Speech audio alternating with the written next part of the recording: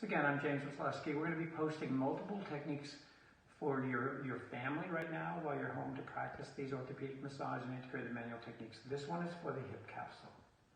I want you to know that the femur should move into flexion or extension and flexion and internal and external rotation without dragging the ilium with it.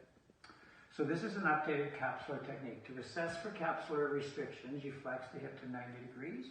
When you bring the foot out towards you, it's called internal rotation. You can see with Fran, she's limited to about 20 degrees with a hard or bone-on-bone like infill.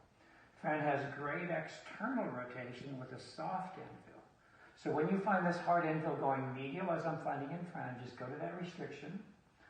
Place one hand under the leg with the palm down. Put the other hand on the femur. Apply about 5 ounces. You don't want the ilium to move, so that would be too much. About 5 ounces of pressure, and then do a little rocking because there will be a lot of secondary muscle guarding. Then when you step back onto your right foot, you're stretching the capsule. When you step into the left foot, you're relaxing the joint capsule. Back onto your right foot, you're stretching, and then you can start to add rotation into the restriction barrier. And then back and stretch the capsule. And just doing this, where you're freeing up the femur from dragging the ilium with it, will allow this range of motion to come back. You will now have 60 degrees of external and soft, and 45 of internal and soft.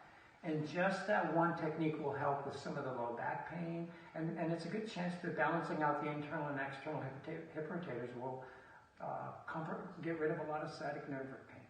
So again, practice with your family, share this with other people on Facebook, and be watching for about 4 or 5 of these techniques a week during this difficult time. Thank you, and God bless.